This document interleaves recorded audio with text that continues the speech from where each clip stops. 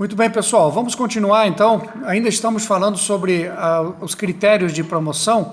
A promoção pós-mortem eu já me referi anteriormente, né? Então, quando ocorre a morte do policial militar em serviço, se ocorrer fora do serviço, não existe a aplicação desse critério e não existe a possibilidade de promoção. Tá?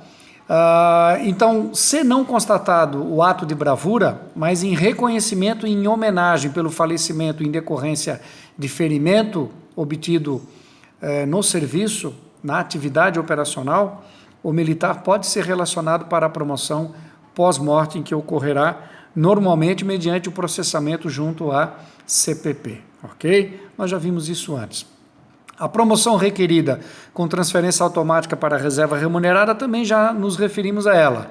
Ela é aplicável somente ao tenente-coronel, tem que ter o tempo de serviço cumprido, tem que ter o interstício, o último interstício, que é de 3 anos, e tem que entender que, ao requerer essa promoção, em acontecendo, automaticamente e simultaneamente também ocorrerá a passagem para a reserva remunerada ex officio, ou seja, a reserva remunerada imposta pela administração militar. Então, o militar recebe a promoção, é promovido ao posto de coronel, mas será coronel na reserva, na ativa, ele não será coronel. Tá certo? Já vimos isso. Ressarcimento de preterição, já vimos, acabei de explicar, expliquei que é um critério que vai remediar ou corrigir, ressarcir ou compensar aquele militar que deixou de ser promovido por um erro administrativo da administração. Permanecem as promoções ocorridas, aqueles que foram promovidos de boa-fé permanecem promovidos, não há o instituto da despromoção, e este policial militar, que terá o seu direito restabelecido, será efetivamente promovido a ressarcimento de preterição e será colocado como excedente no quadro. Ok? Então, mesmo não tendo vaga para ele, não tem problema, ele fica como excedente. E na próxima data de promoção, a primeira vaga que surgir do primeiro policial militar que for para a reserva, automaticamente ele abraça essa vaga. Ele agarra essa vaga, deixa de ser excedente, passa a ser efetivo no quadro, e o que vai ocorrer é que na próxima promoção haverá uma vaga a menos. Tá? Esta é a métrica, é a lógica da promoção a ressarcimento de preterição. Eu estou, de certa forma, repisando alguns conceitos, mas isso é intencional, tá, gente? Isso é para realmente fortalecer a compreensão, não deixar dúvida para ninguém, tá bom? Nós vamos falar agora de prorrogação de tempo de serviço, tá? Isso aqui é algo importante. Deixa eu destacar aqui um marca-texto para a gente trabalhar nesse conceito aqui, ó. O nosso estatuto prevê um instituto chamado prorrogação de tempo de serviço. Qual é a lógica disso? Todo militar, praça, tá bom? Deixa eu destacar, isso aqui só existe para o militar praça. Militar oficial não tem isso. Todo militar, ao entrar na corporação, ele sabe que o tempo mínimo de serviço para ele ir para a reserva, agora com as regras atuais, é 35 anos, né, homem ou mulher. Mas ele não pode já ter a certeza de que vai alcançar esses 35 anos. Ele só alcançará se ele conseguir obter primeiro a estabilidade. Então, o primeiro horizonte do militar é alcançar a estabilidade. A estabilidade é alcançada aos 10 anos de serviço, efetivo serviço, né? Serviço na Polícia Militar. Não dá para contar nesses 10 anos o tempo averbado, serviço que ele tenha cumprido fora da Polícia Militar em outros locais. Não, esse tempo lá fora, registrado, certinho, esse tempo até pode contar para o total de tempo de serviço, mas para a estabilidade é 10 anos na Polícia Militar. Bom, e antes dos 10 anos, ele passará por 2 processos de prorrogação de tempo de serviço, tá? Então, praça, o primeiro processo é aos 3 anos, o segundo é aos 6 anos. Vamos ver aqui como é que o Estatuto disciplina isso. As praças que concluírem o tempo de serviço poderá ser concedida a prorrogação como engajadas ou reengajadas. Então, o nome disso, gente, é engajamento, é a primeira prorrogação, e reengajamento é a segunda prorrogação. A primeira prorrogação, que é no primeiro período, acontece quando o praça completa 3 anos de efetivo serviço.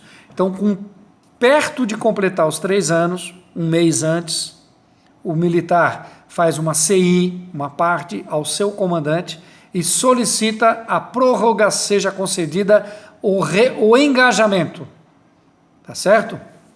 A prorrogação do seu tempo de serviço. Então, aos 3 anos de serviço, se o comandante conceder, ele consegue o engajamento, passa a ser um praça engajado. Bom, e aí vão passar mais 3 anos, lá no 6º ano, tudo de novo, tudo se repete. Faltando um mês para o 6º ano, ele vai novamente fazer uma CI, uma parte, e pedir o seu reengajamento. Então, com os 6 anos, ele vai receber o reengajamento, tá?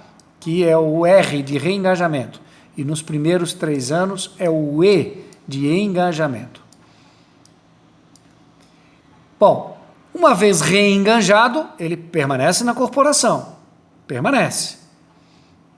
Quando se completar 4 anos, 6 mais 4 vai dar 10, e aí ele alcançou o 4º e último período, que é o da estabilidade. Tá certo, gente? Deixa eu corrigir aqui, ó. Primeiro período é o período de ingresso, 3 anos. Então aqui não é engajamento não, tá, gente? Vamos corrigir aqui para não dar erro. Aqui é ingresso, 3 anos. Primeiro pedido, que é ao final do 3º ano, para entrar no 2º período, chama-se engajamento. Então, completou os 3 anos, completou o período de ingresso. Aí solicita o engajamento, é autorizado. Aí ele vai para o 4º ano, para o 5º ano, até o 6º ano. O nome disso é engajamento.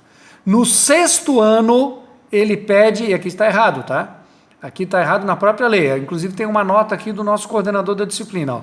O texto original, tá, é ingresso, engajamento, reengajamento e estabilidade. Essa é a métrica no texto original do projeto de lei.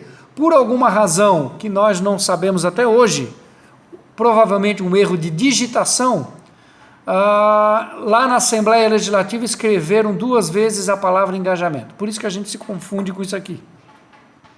Mas aqui, ó, o inciso 3 é reengajamento. Essa é a palavra correta. Corrijam, tá? Podem corrigir, porque no texto original do projeto de lei, nos anais da Assembleia, já foi identificado que foi um erro de digitação. E nunca ninguém resolveu corrigir isso aqui. Tá? Então vamos repetir. Primeiros 3 anos na Polícia Militar. Ingresso, período de ingresso. Completou, faz um pedido. Pedido para quê? Para engajamento, para servir mais 3. Tá? Foi concedido? Serve mais 3. No 6º ano, faz novamente um pedido. Pedido para quê? Para reengajamento. Foi concedido? Segue adiante.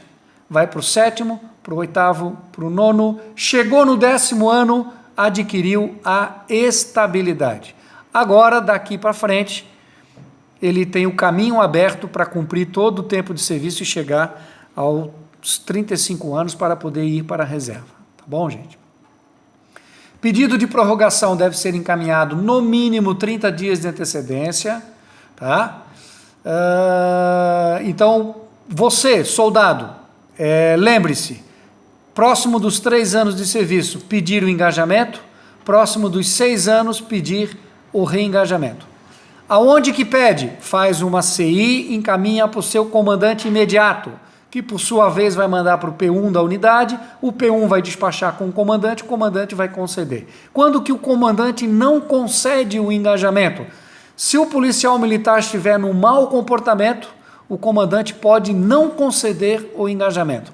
Lembram que estar no mau comportamento é uma condicionante para o licenciamento a bem da disciplina? E o licenciamento a bem da disciplina se aplica ao praça que não tem estabilidade?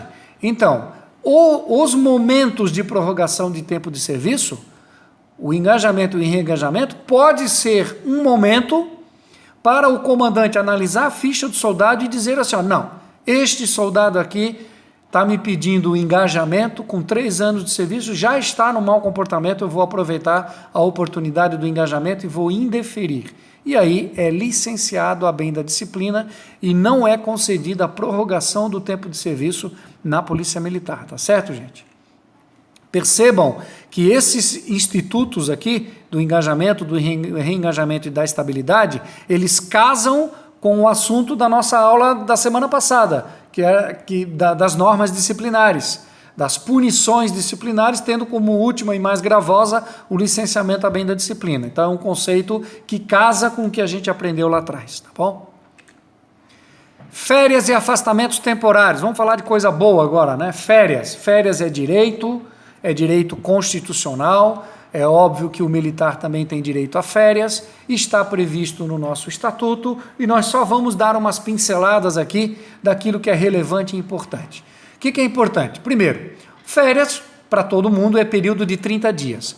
Pode haver a antecipação, então as minhas férias estão programadas lá para o mês de outubro, mas eu estou com uma necessidade agora, eu posso pedir para o meu comandante uma antecipação das minhas férias, ao invés de eu tirar lá em outubro que está programado pelo P1, eu preciso tirar agora. Será que o meu comandante me concede? Primeiro, é discricionário, o comandante pode ou não conceder, ele avalia, e sim, pode fazer a CI, pode fazer o requerimento, porque tem previsão legal. Quanto eu posso antecipar? 15 dias, tá bom? 15 dias é o máximo. Pode menos? Pode. Posso pedir 10 dias de antecipação? Pode. Posso pedir 5 dias? Sim. Você só não pode pedir mais de 15 dias, tá? 15 dias, obrigatoriamente, devem ser gozados ininterruptamente. Obrigatoriamente, 15 dias seguidos. E os outros 15 dias você pode manobrar. Eu posso pedir 5 de antecipação de férias nesse mês. Lá em julho eu peço mais 5. Posso pedir alternadamente, não tem problema. Até o limite de 15. Tá? Vamos falar de gratificação de férias. O militar, assim como todo trabalhador, porque é direito constitucional, recebe o chamado terço constitucional, né? O 33,333 é uma dízima do seu salário, né? O terço de férias, que nós chamamos, na nossa lei de remuneração, que é algo que a gente vai ver mais para frente, de gratificação de férias. Então, a gratificação de férias é o mesmo que terço constitucional de férias, tá? É o valor pecuniário em dinheiro recebido no mês que antecede o início do gozo regulamentar de férias, tá bom? Deixa eu dizer para vocês aqui o seguinte, ó. Como que é programada as férias do militar? É o seguinte, o comandante da unidade manda o P1 pegar todo o efetivo e fazer uma programação de férias. O que é essa programação? É dividir todo o efetivo 1/12, tá? Então, dividir numa quantidade igual para cada mês do ano. Então vai ter a mesma quantidade em janeiro, em fevereiro, em março, abril e assim diante até o final do ano. Não pode ter um excesso de férias no mês e poucas férias no outro, porque se estiver desbalanceado, o comandante vai ter dificuldade de manobrar o seu efetivo, de colocar as guarnições em serviço, de fazer as substituições. Por isso que essa métrica ela tem que ser bem balanceada, e é o P1 que faz isso. E eu tenho o direito de escolher o mês que eu quero pegar férias? Olha, gente, eu vou adiantando para vocês. Não tem não. Sabe por quê? Porque o direito é dos mais antigos. Normalmente, a regra é aquela regra sagrada para os militares. Antiguidade é posto, né? Então, assim, ó, os mais antigos começam a escolher e vão preenchendo a programação de 1/12. se os mais antigos escolherem todos no mês de janeiro, quando chegar a minha vez, se não tiver mais vaga lá, azar o meu. Eu não tenho como escolher o meu mês de férias se eu queria janeiro, vou ter que escolher outro, tá bom? Então a programação é feita pelo P1, o P1 respeita a antiguidade, faz uma consulta para os mais antigos, que vão preenchendo os espaços e depois os mais modernos vão sendo encaixados e, via de regra, não tem direito de escolher. Tem que ir na programação que foi mantida. Tá? Importante aqui, a gratificação de férias é recebida no mês anterior ao gozo. Olha só, as férias são remuneradas? Sim, está lá, constitucional. Férias remuneradas, você recebe o salário no mês que está de férias, claro. Conta tempo de serviço? Conta, nem se preocupem com isso. Conta tempo de serviço e recebe salário, tá bom? O que acontece com as férias para nós, efetivamente, policiais militares? Nós não recebemos uma parte da remuneração, que é a IRESA, que está lá na Lei Complementar 614, indenização de regime especial de serviço, tá? Então, essa indenização é uma parte da remuneração e ela não é recebida nos afastamentos regulamentares. Como férias é um afastamento, não é recebida no mês de férias. Isso é uma condição da lei de remuneração nossa e a gente vai ver isso com mais detalhe lá para frente, mas eu já vou explicar agora. O que eu fiz aqui no meu exemplo? Eu peguei um exemplo que interessa diretamente a vocês. Soldado de terceira classe. Espera aí, deixa eu destacar aqui. Tá aqui, ó. Soldado de terceira classe, o meu exemplo, tá? A remuneração é subsídio, IRESA e auxílio alimentação. E uma vez por ano recebe o terço constitucional de férias. Esse soldado programou as férias dele para o mês de agosto. Não sei se ele programou ou se foi o P1 que colocou e foi o lugar que ele conseguiu tirar férias dentro da programação da OPM, tá? Porque ele é mais moderno. Então o mês de agosto é o mês que ele está de férias. No mês anterior, que é julho, ele recebe a gratificação de férias, ou gratificação do terço constitucional de férias, está aqui. É 33,33% do valor do subsídio, tá? A base de cálculo para o terço de férias é o subsídio, não inclui a IRESA. E no mês de agosto ele pegou férias, no mês de setembro ele voltou a trabalhar, tá bom, gente? Então, o que é importante aqui? Olha só, no exemplo, no mês de julho, contra-cheque do meu soldado aqui, este valor é subsídio, este valor é a IRESA, isso aqui é o auxílio alimentação e isso aqui é o terço de férias. Aqui está o valor que ele recebeu de salário, né, de remuneração no mês que antecede as férias. Aí depois vem as férias. Agosto é o mês de férias. 1º de agosto já está em casa curtindo as férias. O que vem no contra-cheque do mês de agosto? Lá no último dia, lá no dia 30 vai vir o contra-cheque. O que vem? Só o subsídio. O que ele não recebe? Não recebe IRESA, porque tem previsão específica na Lei 614, para não pagar nos afastamentos. Não recebe auxílio alimentação, porque só recebe auxílio alimentação quem está indo todo dia por serviço, quem está de férias não recebe. E o terço de férias, não, já recebeu aqui atrás, ó. Recebeu no mês anterior, tá? Então, salário é subsídio puro, subsídio puro. Mês de setembro, depois que ele voltou a trabalhar, aí volta tudo à normalidade, recebe o subsídio, recebe a IRESA, recebe o auxílio alimentação e terço de férias não tem mais. Nesse ano aqui não tem mais porque é um só, tá bom, gente? É um terço de férias por ano. Esse exemplo foi só para deixar essa situação bem explicadinha para vocês. Outros afastamentos totais do serviço. Para a gente finalizar, o Estatuto prevê afastamento por núpcias, vai casar, tem direito a pedir 8 dias. Luto, faleceu alguém da família, 8 dias.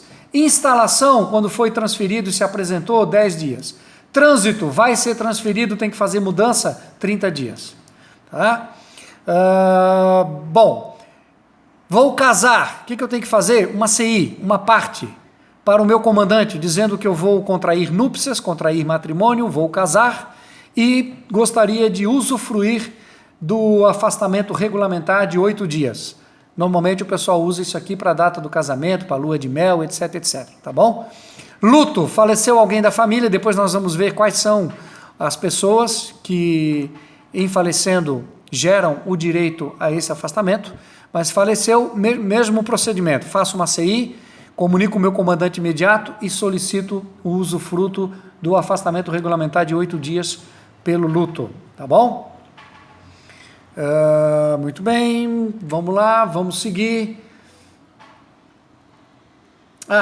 Para o falecimento, nós adotamos o RISG, a mesma regulamentação para as Forças Armadas, e tem uma nota do Comando Geral que estabeleceu isso. Essa nota é de 2009, está apontada aqui, ó.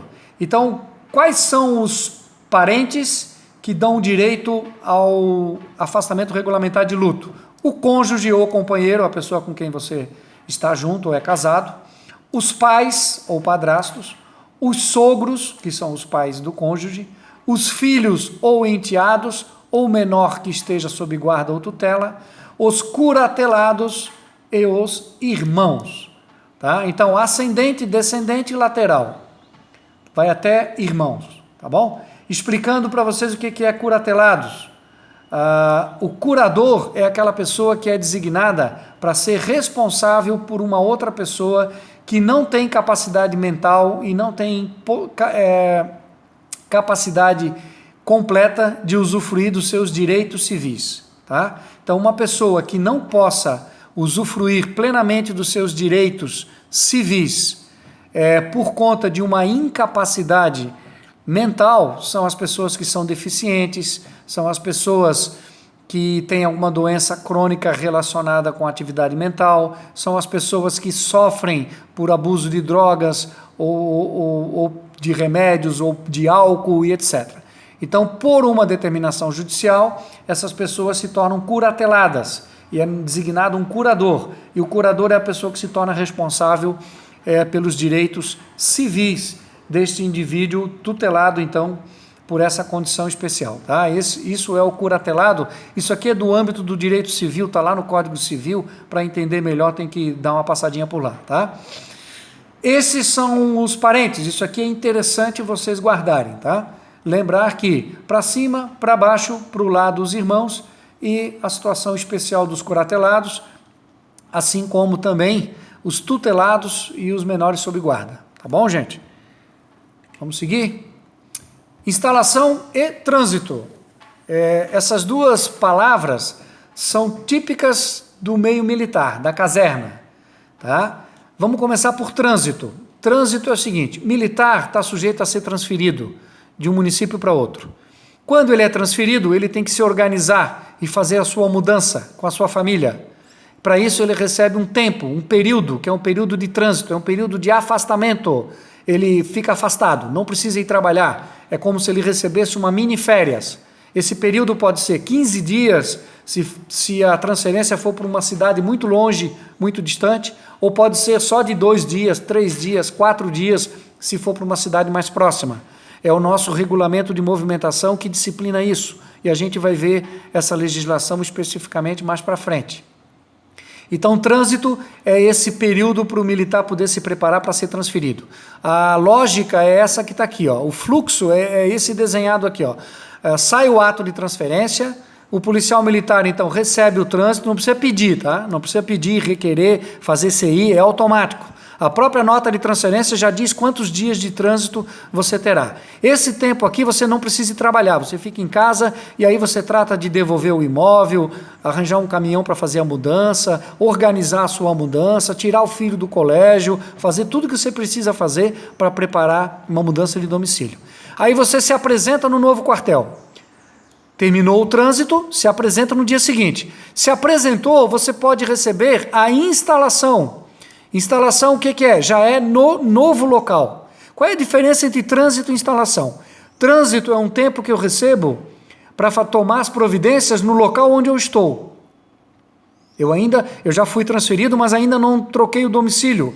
Ainda preciso fazer mudança, devolver o aluguel e etc, etc. Isso é trânsito. E instalação é o mesmo objetivo, só que é no local para onde eu fui. Instalação é o tempo que eu tenho para me instalar, como o próprio nome já diz, para eu me instalar, no local para onde eu fui transferido. Aí sim, é para tentar arranjar uma casa para alugar, colocar os meus móveis, arranjar vaga no colégio para os meus filhos. Então, esse processo demanda uma dedicação integral, demanda um tempo, por isso o policial militar recebe o prazo de instalação.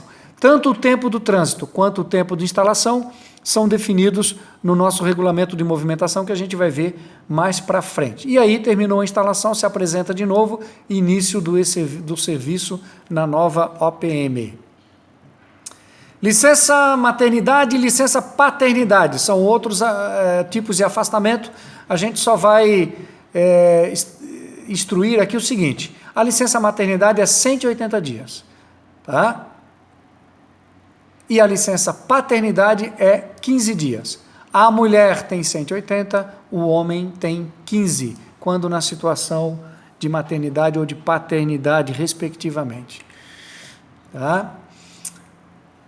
Ok? Aqui está reproduzindo o artigo lá da legislação.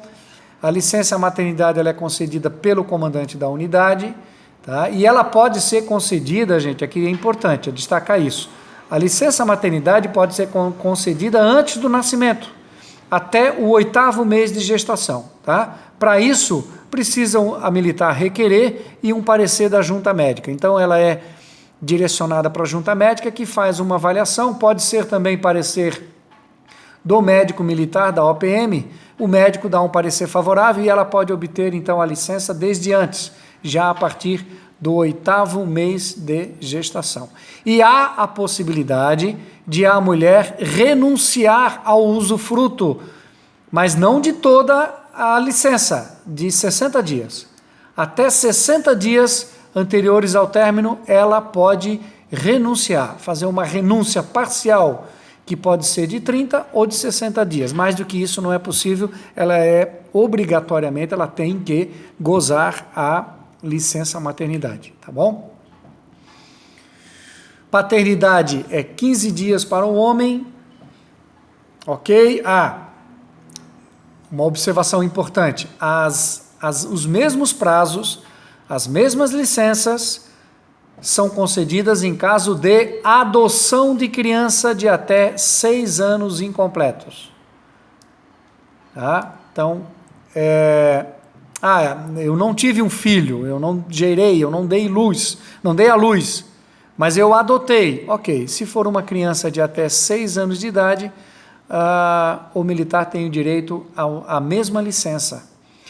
E quando obtiver judicialmente a adoção ou guarda para fins de adoção, também, no mesmo critério de 6 anos, também poderá obter a mesma licença. Tá? E depois que gozou a licença maternidade, voltou ao trabalho. Aí nós temos um problema com a militar feminina que é mãe, recente. Ela pode estar lactante, ela pode ter que estar alimentando, né, com leite materno o seu filho. E aí há a necessidade da proximidade, obviamente, do filho no local de trabalho. Então tem previsão legal, lá no artigo 4º dessa lei, tem previsão de até 2 horas diárias, tá? Ou do serviço ou do expediente, carga horária de 40 horas, então seja no expediente ou seja no turno de serviço, tem direito à lactante até o filho completar 6 meses de idade. Tá? Concessão desse benefício é condicionada à solicitação. Então, a militar tem que solicitar junto à certidão de nascimento da criança e, com isso, obtém a autorização e o horário é fixado de acordo a critério da melhor forma possível para a militar. Tá bom? Para a gente concluir, nós vamos falar de licença especial. Licença especial é aquilo que lá no meio civil, para o servidor civil, se chama licença prêmio. Está previsto no nosso estatuto. E é o seguinte, a cada 5 anos, guardem aí, a cada 5 anos de serviço, efetivo serviço, né, serviço na PM, o serviço averbado fora da PM não conta não. Efetivo serviço na PM, a cada 5 anos, que se chama um quinquênio, o militar tem direito a uma licença especial de 3 meses. Se ele gozar ele vai usufruir. Se ele não gozar, vai ficar registrado nos assentamentos e vai acumulando 3 meses, depois mais 3 meses, depois mais 3 meses. Quando chegar lá no final do tempo de serviço, ele tem várias licenças acumuladas. E aí ele pode ir usufruindo na sequência, como melhor lhe convier, tá bom? Como é que o militar usufrui a licença? Primeiro deixa eu explicar o seguinte. Essa licença, esse direito de licença especial, já é registrado nos assentos militares de forma automática, tá certo? Automática. O próprio SIG-RH, o nosso Sistema Informacional de Recursos Humanos, faz essa colocação lá. Você não precisa requerer, não precisa pedir, não precisa fazer CI, vai aparecer automaticamente nos seus assentamentos. O sistema controla o teu tempo de serviço, quando você completar 5 anos, ele vai lá e, coloca uma licença especial de 3 meses, já está lá, já está registrada. Você só precisa pedir para usufruir, para gozar a licença. E é obrigado a pedir para usufruir os 3 meses? Não, não é. Até pode, mas não é. Você pode usufruir 1 mês de cada vez. É permitido que eu peça menos de 30 dias, menos de 1 mês? Não. Não posso pedir 15 dias, 20 dias, 5 dias, não. Com as férias, sim, tem a possibilidade de antecipação. Já falei, mas com a licença especial, não. É mês fechado, tá certo? Então eu tenho que fazer uma CI ao meu comandante imediato e solicitar que me autorize a usufruir 1 mês de licença especial, ou 2, ou 3, ou mais, desde que eu tenha nos meus assentamentos registrado, é óbvio, né? Ninguém vai pedir se ainda não tiver direito. Ok, gente? Muito bem. Aqui o slide diz o seguinte, não é permitido mais averbar como tempo de serviço, chamado tempo fictício, e não é mais possível vender para o Estado. Por que está colocando isso? Porque isso já existiu no passado, tá? Se você não gozasse a licença, você poderia pedir para averbar, contava em dobro como tempo de serviço. Bom, não existe mais. Tempo fictício de serviço é algo que está acabando, tá? E vender para o Estado, ou seja, eu ao invés de gozar, pedia que o Estado me pagasse um soldo, me pagasse o subsídio referente àquele mês que eu poderia usufruir e não usufruir. Prefiro vender para o Estado. Bom, isso no passado já existiu. Outras categorias de servidores públicos ainda têm isso. Nós, militares de Santa Catarina, não temos mais. Não existe a possibilidade de venda e não existe a possibilidade de averbar. Licença especial é obrigatório usufruir ou vai acumulando e você vê o que faz com elas lá no final.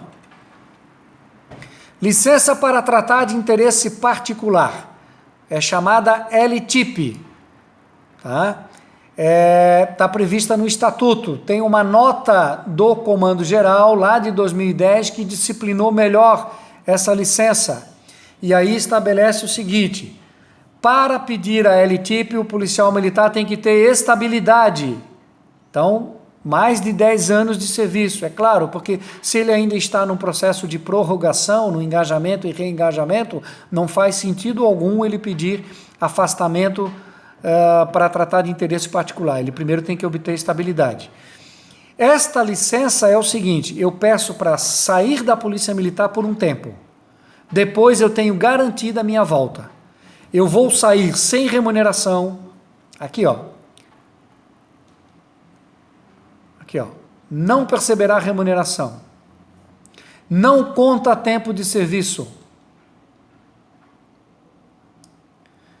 Logo, quando eu retornar, eu volto a receber a remuneração, eu volto no posto e na graduação em que eu me encontrava, eu volto a contar tempo de serviço. E esse tempo que eu vou ficar afastado fora é para quê? Não interessa, gente. Não interessa. Não interessa o motivo pelo qual você está solicitando a licença para interesse particular. Pode ser porque você quer trabalhar com outra coisa por um tempo, pode ser porque você quer fazer uma viagem para o exterior e ficar um tempo lá na Europa ou em algum outro país, né, ou algum outro continente ou qualquer outro país. Enfim, pode ser para qualquer finalidade. Uma vez fora, uma vez nesse tempo aqui, você pode executar qualquer atividade, você pode ter atividade comercial, enfim, você fica livre das amarras. tá? Você, na verdade, está agregado. Você é agregado, colocado separado do seu quadro. A sua vaga não conta mais para você, ela vem para o quadro e alguém vai ser promovido no teu lugar, tá? Não conta, obviamente, tempo de serviço, não conta promoção, não conta nada. Esse período é um período completo de blackout. Apaga a luz, você desaparece do mundo da Polícia Militar e retorna depois, quando vencer a licença, tá bom? Prazo mínimo, 6 meses. Não posso pedir um LTIP para menos de 6 meses. O prazo mínimo é 6 meses. E o prazo máximo, 2 anos. Tá? Máximo 2 anos, mínimo 6 meses. Ok, gente? Muito bem. Terminou o prazo, retorna, se apresenta na sua unidade e retorna ao serviço normalmente. E se eu quiser voltar antes do tempo, é só requerer, ok? Pode requerer a desistência, faz uma CI, encaminha pelos canais competentes através do seu comando imediato e requer o seu retorno antes do tempo, porque isso é permitido e é possível. Então, para não restar dúvidas, para nós resumirmos, LTIP é o mínimo de 6 meses, o máximo de 2 anos. Durante o período policial não recebe remuneração, não conta tempo de serviço. Tá? Detalhe, gente, importante, o policial militar, todos que saem de LTIP, nós recomendamos a continuar fazendo a sua contribuição para o IPREV, que agora não é mais para o IPREV, agora é a contribuição social dos militares, tá? Antiga contribuição previdenciária. Por quê? Porque se ele continuar contribuindo, quando ele retornar, se ele tiver tempo lá fora para averbar, ele poderá averbar esse tempo. E se ele não interromper a contribuição, quando ele completar o seu tempo de serviço, ele poderá ir para a reserva com proventos integrais. Por quê? Porque não deixou de contribuir em nenhum momento. Caso ele deixe de contribuir, porque é um período de 2 anos, por exemplo, que ele vai ficar sem salário.